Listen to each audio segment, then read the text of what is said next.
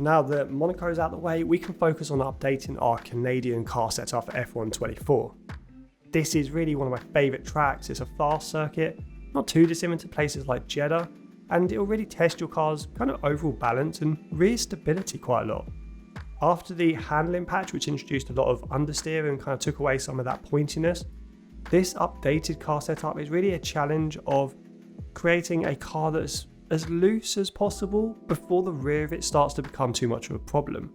This style of setup will allow you to rotate your car really well into the fast corners and carry high minimum corner speeds. But if you go too loose or go too aggressive like a time trial setup, during a race you can really struggle with consistency, especially as your tyre wear starts to kick in. Now I've set the aero to 33 and 24, which is a reduction compared to our pre-patch car setup, mainly at the rear of the car. As I mentioned, the goal is to really lower the rear wing as much as possible before we start to lose the rear end of the car, especially through turn 2 and the fast chicane of turn 8 and 9. These are two of the trickiest parts of the circuit. The larger the gap between front and rear aero, the more rotation you'll experience. Now I've set the on-throttle differential at 40%, which may seem a little bit strange for a high-speed track, but as we're playing with the limitations of rear grip, we don't want to set this too high, otherwise this, combined with low rear aero, will just make the rear of the car squirm all over the place. I've then set the off-throttle diff really low at 25%, which will allow a good amount of rotation into slower corners, and I've gone with engine braking of 40%. For the geometry setup, mid-corner speed is crucial. To achieve this, I've gone all the way left on the camber, and I've set the toe to just 0.07 at the front and 0.1 at the rear. This adds a little bit of stability at the rear of the car, a little bit of responsiveness at the front of the car, but it's not too much overall drag that will slow our car too much in a straight line. Now I've gone with 40 and 7 on the suspension setup with the aim to create a really responsive car, because understeer will just absolutely kill your lap time around Canada. I've set the ARBs to 15 and 13, and I would have liked to set them higher as this will yield more performance. However, the higher you go, turn 2 in particular becomes increasingly more difficult.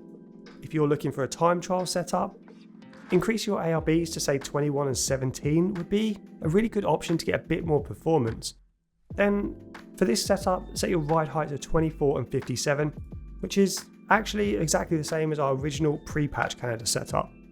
With the brake setup, I found that 100% pressure works in almost all scenarios, including this one after the handling update.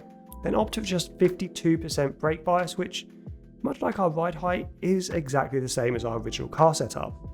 And then for the tyre pressures, your rear tyres are the ones that will get hit the most and hurt during a race. The constant requirement for good traction out of the faster corners and the tyre slip that's been introduced with this car setup will really build temperature at the rear of the car. To combat this, I've gone tyre pressures which are much higher at the rear than they are at the front. Go 22.5 psi on both front tyres to make sure they get up to temperature during a race, and then 24.5 psi on both rears. And that will complete this updated Canadian car setup F1 24. We've now got just one more track to go in Spain before we get on to creating brand new car setups.